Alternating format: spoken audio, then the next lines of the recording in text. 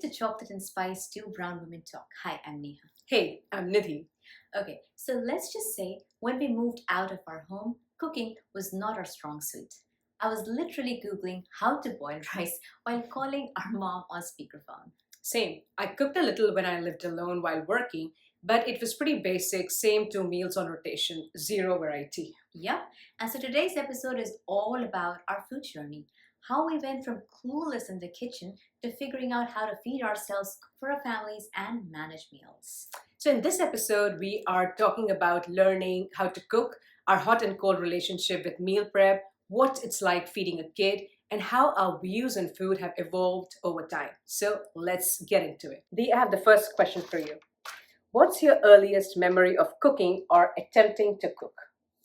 My earliest memory is actually the one attempt that was right after marriage. Mhm.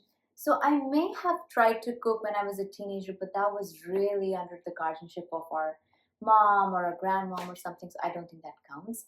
And so after our marriage, my husband and I, we both moved to the US. And I remember, like, at that point, I had to cook, and I literally knew nothing. I literally knew nothing. And we obviously were able to Google stuff, and that's where I learned. And that's all I can think of. It was long back, so I was married, like I married 21 years back. So I don't remember the details, but I do know I was very clueless. I was very bad at it. And my husband knew about cooking more than I did. But the funny thing is, our ma, she used to cook all the time. Yeah. But growing up in India, our focus was a lot on studies. I Yeah. don't think we were really encouraged to cook. It's like, all right, spend all your time on studies, and you can eventually learn how to cook. Yeah. And when the eventual time came, that was hard. So I did a little bit of cooking when I lived alone when I was working, but it was like just two things, two stir fry, but that was not sustainable at all. And then when I moved here, when I got married and I was like thrown without a lifeboat, I just had to figure it out. I would call Ma and I would literally tell her to tell me each and every step of making everything. And fortunately, we had YouTube and I used to Google the recipes. I didn't even know how to use the pressure cooker. Right. So it was a lot of learning, a lot of trial and error. So that's all I remember. I made a lentils one, and then it turned out to be like yellow water. Not the best. But yeah, those are some of my first memory of making So food. funny, I know, and how we've grown since. Yeah. Was cooking a chore for you or a creative outlet in those years? Um, Initially, in the early years, it was certainly a chore. It was like, oh, along with laundry and cleaning, do you add cooking too? But that's how you feed Yeah. yourself. So it was certainly a chore. I had no confidence to be creative. I would literally measure each and every ingredient as if it was a science experiment. Yeah. I remember. I was like, no creativity at all. I was like, so to the T, I would follow everything exactly as it is. So, once you put so much effort into it, the food turned out good, but I didn't truly enjoy it. Yeah. It was still a chore, and I really didn't have any confidence to go beyond what I saw in the recipes. Yeah, What yeah. about you? Yeah, for me, if it is not fun or creative, I Yeah. don't even like to do it. So I will say, like for baking, I definitely follow most of the recipes to a T. Right now, I have some confidence, so I am able to create my own recipes. But especially in the early years, I definitely followed to a T. And for the rest of the cooking, I really experimented. Oh, that's nice. Yeah, it was like long, long, long back, and I could only talk to mommy like once a week on our landline from the US. And so it was not like every single day I could call her and ask her if I didn't know. And so I was left to my own devices, which meant I would Google something in those days. And at that time, there weren't as many blogs and recipe books as we have now. How search for many something. years back are you talking We're about? talking 21 years Wow, back, yep, right? okay. So again, long back. But of course, I still got a lot of recipes, and especially if I wanted to make Indian recipes, it was harder to know what to trust because I used to remember the taste of what mom used to make for us, but that exact recipe didn't exist perhaps in what I was searching for in I see, Google. yeah. And so then I would experiment and try to figure out what to do. And of course, my poor husband, he has eaten parathas. So parathas, for those who don't know, are sort of like, how do you call it? What do you call it? Indian bread? Yeah, But fried like bread. stuffed. Yeah, Stuffed kind and of. You fried can bread. stuff it. Yeah. Yeah, it's fried bread. Yeah. Yeah. I used to make those stuffed bread of potatoes. We call them aloo paratha, and then mooli means what in English? I'm forgetting. Radish stuffed bread, and like a cauliflower stuffed bread, and all of those things for my husband, because I was like, I'm gonna. And these are tough things to make, even for a good cook. And I was like, I'm gonna figure out how to knead the dough and do all of that. And I used to mess up a lot, but I do remember that was the only way I was gonna cook. If I were not creative, I wouldn't. And so poor guy, like he He suffered. was very kind though. Come on, he I always know. encouraged you. So that's how you learn. I know. Well, All right. So next, I do want to know, how do you manage cooking during a busy work week? yeah, I mean, for me right now, comparatively, especially compared to you, it's a much simpler work week because my son, again for reference, is out in college, and so it's mostly my husband and I, and we have a dog Millie. And once I'm out of work, then I can come back and spend the time doing whatever I want. And even with that, my husband and I balance the workload, which means like I typically spend time making breakfast, and my husband will then make dinner, or vice versa. And so that way we are nicely regulated, and we also get to have variety because each of us have a different cooking methodology. So really simple, but I'd really love to hear yours. Yeah, I mean, before I had Bikram, it was very convenient. Yeah. Before I had my 6-year-old, it was convenient because we could just cook very quickly for two people. It was all about convenience and takeout. But after I had Bikram, I went back to work after 3 months. So at that time, it was full on survival mode. Like I just had to figure out how to make this work when I was pumping full time and just was not sleeping at all. So at that time, my husband and I both made a decision that we need to get a cook.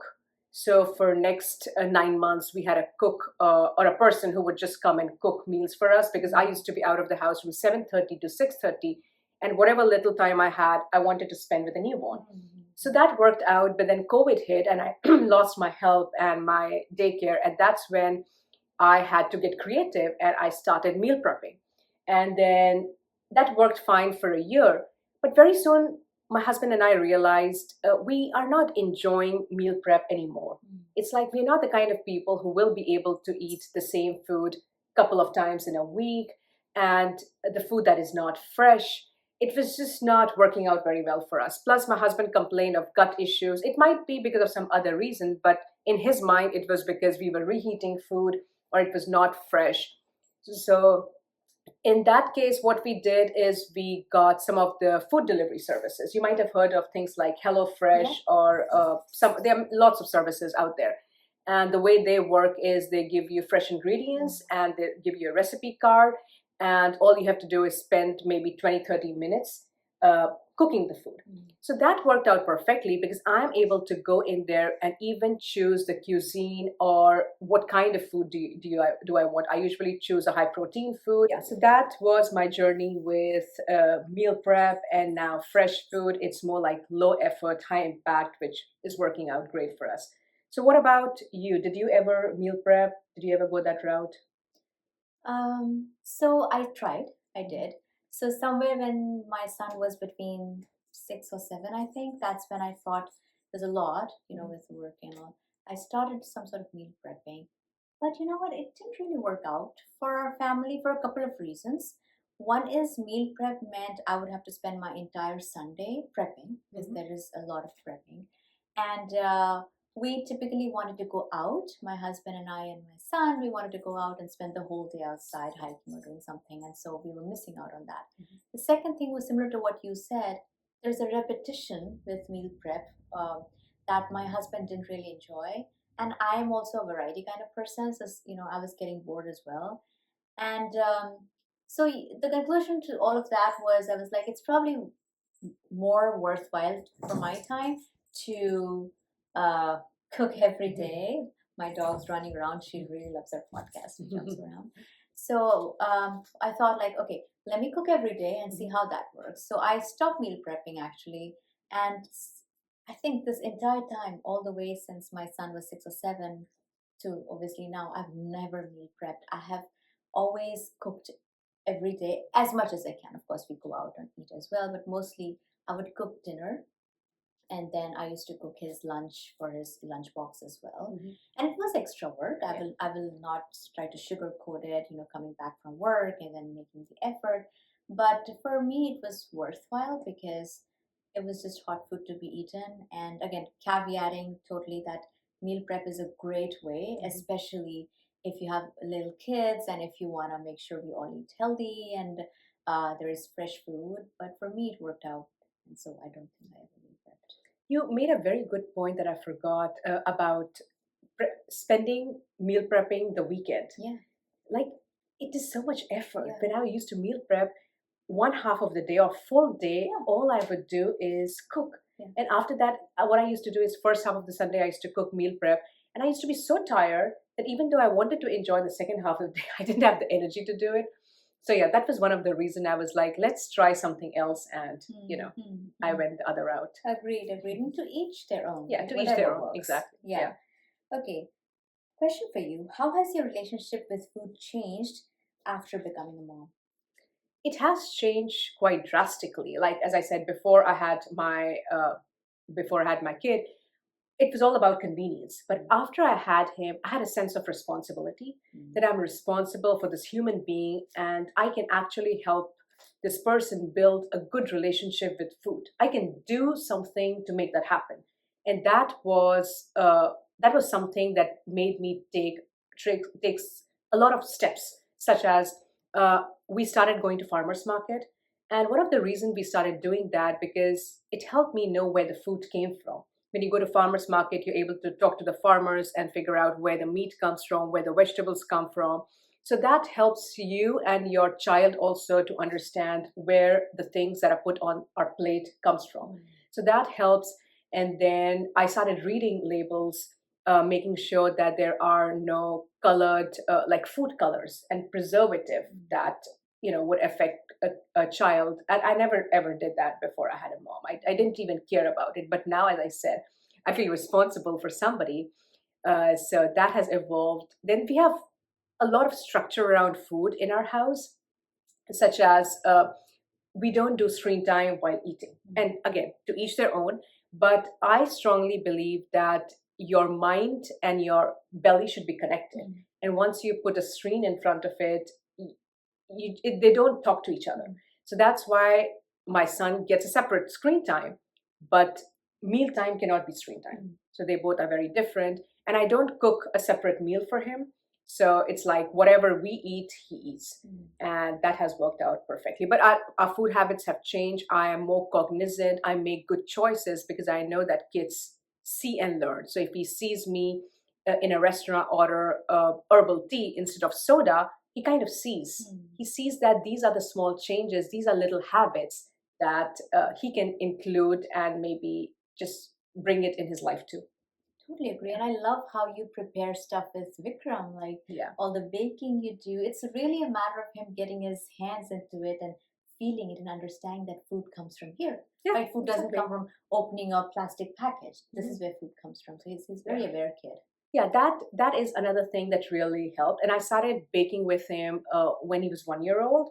And it's a lot of work. I get a lot of messages asking, how are you so patient? There's a lot that goes behind the camera. So if you've seen me baking with my kid on Instagram, I do a lot of preparation so that I understand that his attention level is small. So all the prep work I'm done, and we cook it together. So he doesn't have to sit through me taking out the flour and all of that. But yeah, including him in meal prep, in cooking the food, including him in baking, he also understands that it's an effort.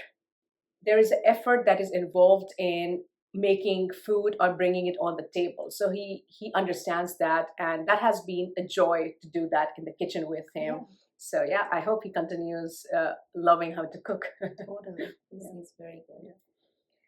All right, so I have another question for you. How do you balance convenience versus nutrition? Yeah, great question. And for me, the answer is going to be nuanced based on the evolution of time period. I was not particularly aware of what the right decisions would be around nutrition and health, particularly as a young mom. And then, of course, like over time, you realize and you learn. So I do remember when my son was younger, I made some poor choices. I would buy him some packaged cookies and stuff, and I would often let him eat that. And I used to have that at home, and I used to make a lot of desserts that were very sugar based with him. And we used to eat that. Neither good for him nor for me. But so those were some poor decisions I had made. But over time, especially as my son also got more health conscious, I started making changes in our family routine. One of the biggest changes we made was reduce the amount of sugar, especially we cook at home or bring at home. And so, one thing that I think both my husband and I really agreed upon, which is really fortunate, is that we'll not keep at home things that we don't want to eat or things that we believe is not good for our health. So, for example, we won't have jars over jars of ice cream in our freezer. We're not going to have a lot of any cook. I mean, actually, our house has like, I know you come to our house, but if you're going to enter our pantry, open our pantry, you won't find any cookies or any granola bars or any ice cream or anything else I can think of, that would be processed because we don't eat it. And thing with eating, I believe, is like if it's in front of your eyes and when you're tired and hungry, you will likely just go eat it. So that's how it evolved. We just don't keep those things, which means if I really, really, really want to eat a cookie, now I must take the trouble to make it. Most of the times, I don't even bother. The other thing is cutting down on sugar was important for me and my family. So we really stopped making. So now I make cake or something special only on a special occasion.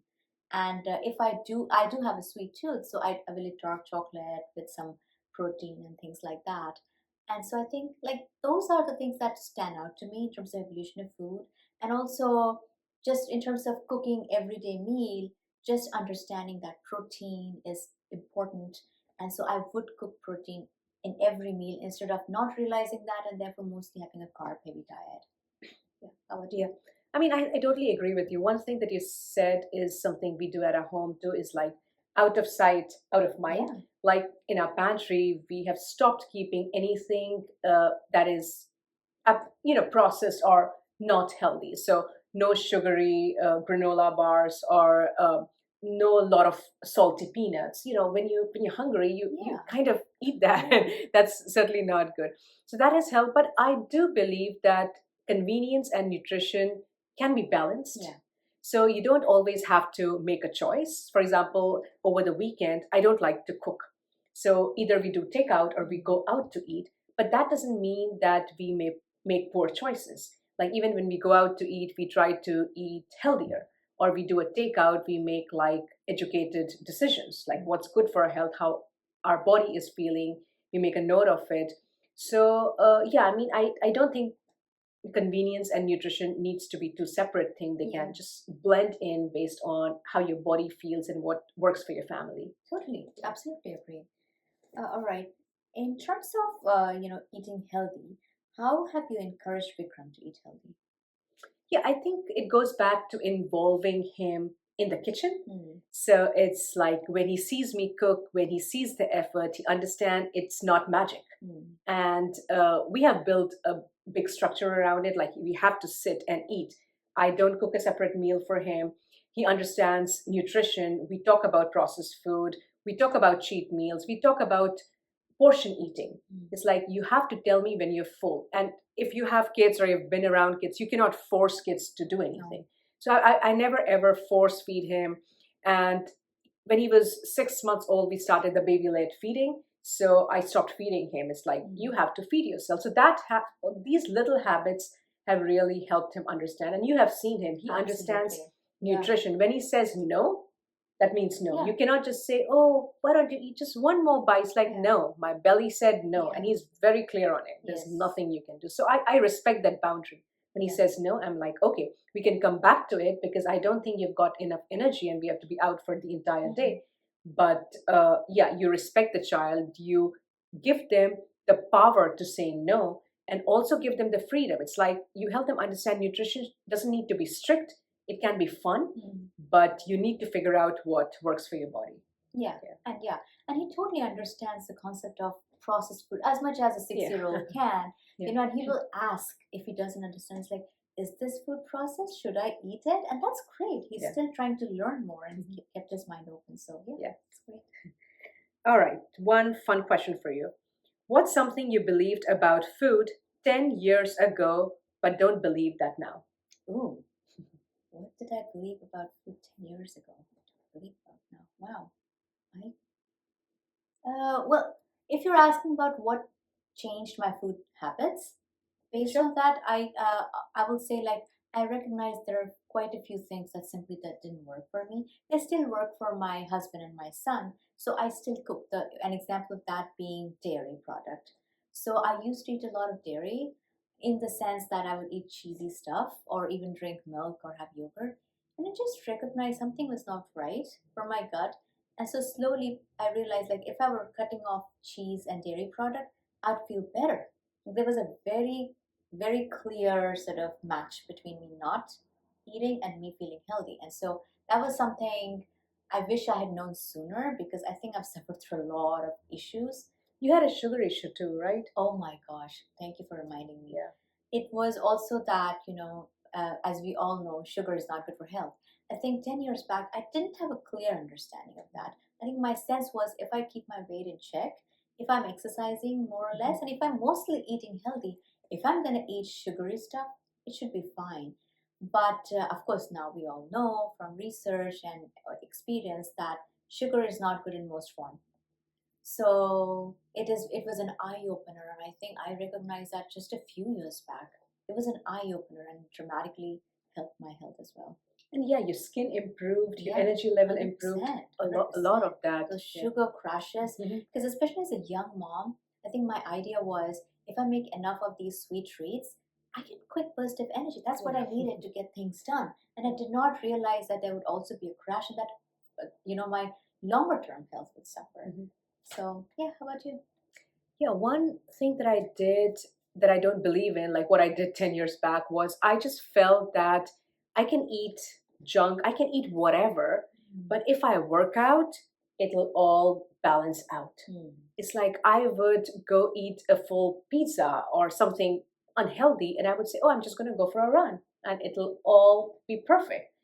But slowly, over the years, I realized that truly apps are made in kitchen. Yeah. It's like your nutrition really needs to be on point if you Right. want to feel good. So no amount of, hit, which is like a high intensity training, is going to help with inflammation or gut issues or, Yeah. sugar Yeah. Yeah. crashes that Yeah. you said if your food is not aligned. Yeah. So that's a big change in me in the last 10 years. Yeah. Yeah. Yeah. And that is so true. A lot of folks think that, eat whatever. Mhm. I used to be one of them, like I just mentioned, and I didn't even exercise. I used to exercise. But of course, that's why kitchen and cooking becomes so important. Yeah. Which is a great experience for us to learn about. Now, should we do some fun Yeah, sure. topics? All right. So we're going to ask a few rapid fire questions, and let's see how that goes. All right. Question one: what's your midnight snack go to? Well, I finish my dinner at 8:30, and I'm extremely disciplined by nature, so I eat nothing after that. But I know you got something that I've seen you eat very late at night. Yeah. Unlike you, my dinner is done by 6 p.m. So I eat my dinner between 5:30 to at most 6:30. And so if I'm sleeping at after 10, I will, like, there's a long period of Yeah. a stretch of time, sorry, that I get hungry. So what I do is I have dark chocolate, and I make this thing that I shared with you. I hope you liked it. It's like a dark chocolate with some almonds and a little bit of sea salt that I sort of mix. And I have, like, literally every single day I'll have that maybe an hour before sleeping. That's my go-to. Okay. All right. Second question. Your most frequent takeout place. It's kava. Kava is healthier choices in the takeout category of food. So I love that they offer like salad bowls with lots of protein, lots of veggies. So we order kava almost every week. Yeah. Oh, You got anything? I got nothing, because we don't do takeouts. Yeah. If we have to eat, we'll go out, but generally I'm not an eating outside person. Mhm. So, all right. What's your comfort food when you're feeling low? Butter chicken, and then it's very dark chocolate, 90% dark chocolate. Wow. The butter chicken portion doesn't make me feel very good, but it's just the comfort food. Yeah. Just, when I'm eating, it just makes me feel so good. Oh, nice. And for me, it is something that will remind you of our childhood. It is, I'm gonna say it in Hindi first, and then maybe I'll try to translate it. It's chawal dal bhindi. So it essentially refers to cooked rice with cooked lentils. It's a specific way that's often cooked in India, along with okra. Sometimes okra curry or even like fried okra. That was my comfort food as a kid, and it is still my comfort food. Can I change my answer to this? Ah. All right. Next question. What's the first thing you take or eat when you wake up? Lemon water Hmm. and lukewarm water with lemon in it. And I'm so obsessed with it that even when I go out or go to Airbnb and make sure that I get lemon from Mhm. somewhere. So, Yeah, I've seen that. For me, it's just plain water. yeah. Yeah. All right. What's the worst cooking mistake you've ever made? Yeah, I got a good one. So once I burned garlic Mm. and I just felt that I'll You just mean burnt? Completely like burnt? it was Charred? like dark black and it was early stages of my cooking career, let's say. Yeah. So it burned and I was like, you know, how bad can it be? Yeah. I continued with the rest of the cooking with that burned garlic and let's just say it tasted like ash.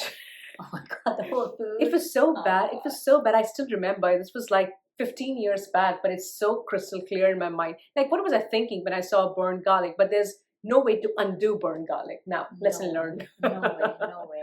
Yeah. Yeah.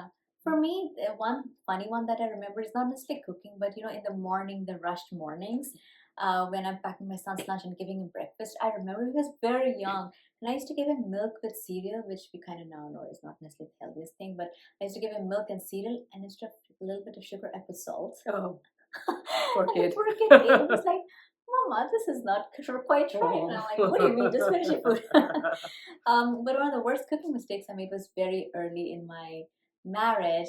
I was boiling potatoes to make some mashed potato, and I put the water to boil and the potatoes in it, and then I went to, I think I was on my computer doing something, and then I lost track of time, and it was smoke all over. And I was new to the US, and the smoke all over and the smoke alarm went off. I'm like, what is going on? There was so much sound.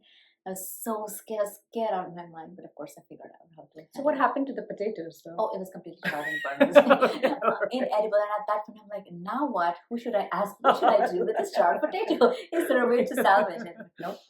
So that's funny. And all right, what food reminds you of home? Kheer. Hmm. It's rice pudding, which is cooked in milk with like cardamom and cinnamon and some spices. Hmm. It's just the smell and just thinking about it reminds me of home. Unfortunately, I only cook it like once or twice a year, not enough. But yeah, that's Yeah. my safe place. That's so nice. For me, I don't think I'm able to cook anything the way I remember mommy cooking, but things I remember most are like poha. Poha would be hard, so hard to describe it. Yeah, it would be like Yeah. those flaky rice thingies with which you make kind of like breakfast with some peanut and a little bit of vegetable and all thrown in. I remember that a lot. And the other thing I remember is the stuffed paratha, which mummy makes so well. I cannot even eat a lot of whole wheat anymore, but I remember the flavor and I miss it. Okay, what's a dish you're secretly proud of making?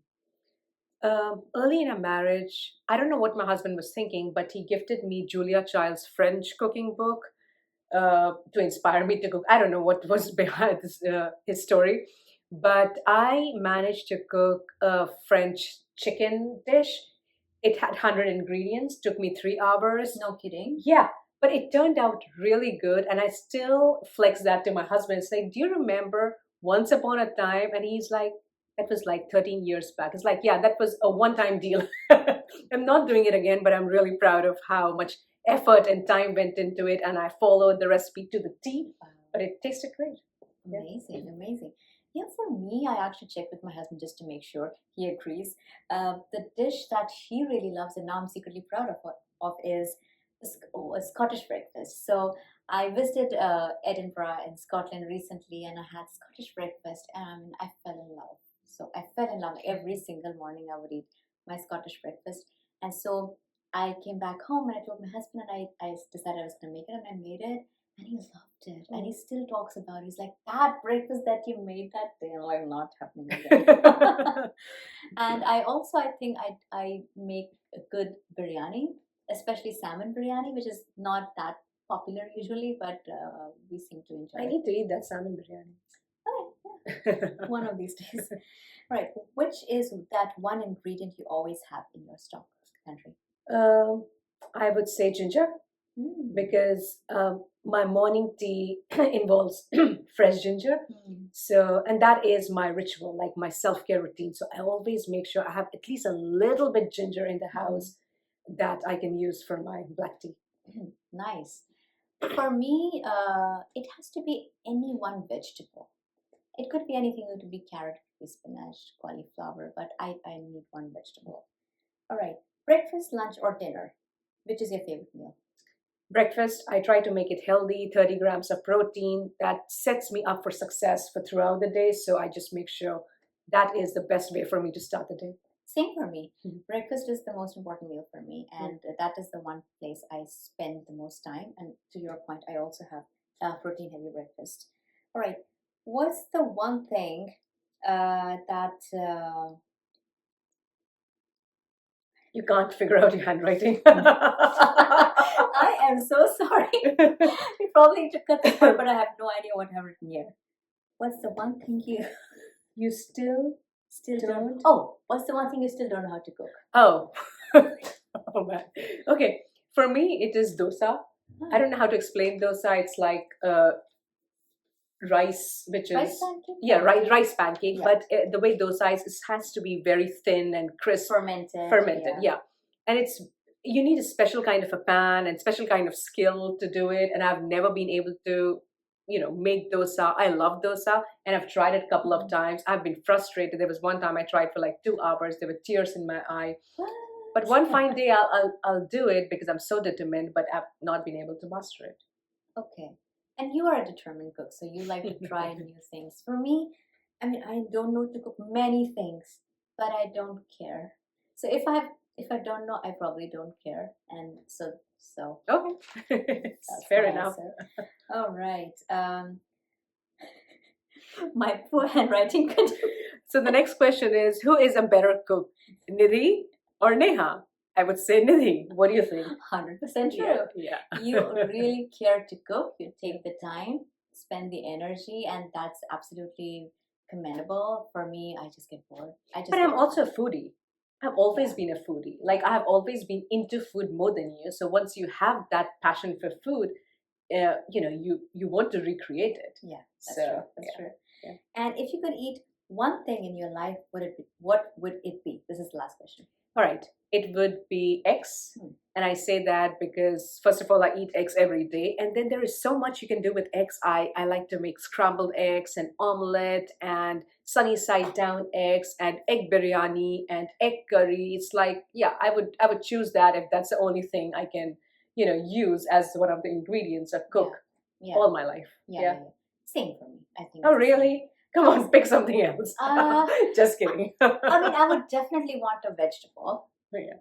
But then I don't have a favorite vegetable. I like all vegetable. So I would need protein. So eggs. See, we're very health conscious. All right, that concludes all our questions. I think what today reminded me is food is so personal. It's not just about cooking or eating, it's about identity, energy, and care for ourselves and our families. Yeah. And also, can we just normalize that it's okay not to love cooking every day or to make something like pasta 3 days in a row because life is busy? Totally. We've both had seasons where cooking was joyful and others where it was just one more thing on the long to-do list. So, if you're figuring it out, how to nourish yourself, your kids, your schedule, we're right there with you. Thanks for listening to another episode of Chocolate and Spice 2 Brown Women Talk. Don't forget to send us your favorite lazy meal hacks or your funny kitchen fails. We love hearing from you. See you next Thursday. Bye. Bye.